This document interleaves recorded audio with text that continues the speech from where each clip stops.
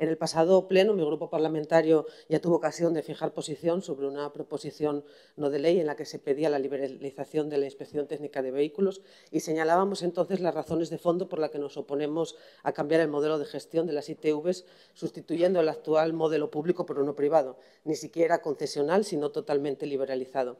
Y esas razones son ahora las mismas las que nos sirven para oponernos a la proposición de ley que presenta el Partido Popular. A nuestro juicio, no es bueno ni conveniente que una función pública se gestione con criterios de mercado. Nuestro grupo sigue defendiendo que la liberalización que nos quieren vender ni mejorará el servicio, ni lo hará más eficiente ni más barato, ni tampoco prevendrá conflictos laborales que afecten a su desempeño, salvo que además de liberalizar el servicio se pretenda anular a sus trabajadores los derechos reconocidos en el artículo 28 de la Constitución, lo que viniendo de ustedes tampoco extrañaría mucho.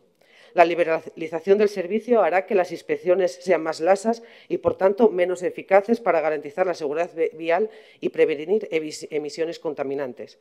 Y eso si no se acaban reproduciendo en Asturias los mismos casos de corrupción que esta liberalización causó en aquellas comunidades autónomas en las que se puso en marcha.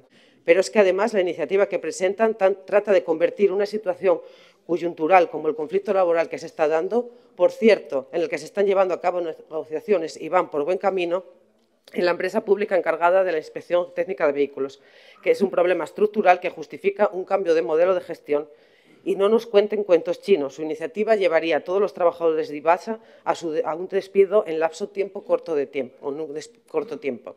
Y no serviría para solucionar el problema de listas de espera que ahora existe. La inspección técnica de vehículos es una función de control, una función de seguridad vial y de protección del medio ambiente que, por su propia naturaleza, no puede ni debe estar en manos del mercado. Es necesario solucionar el conflicto laboral para establecer mejoras en su gestión que la hagan aún más eficiente.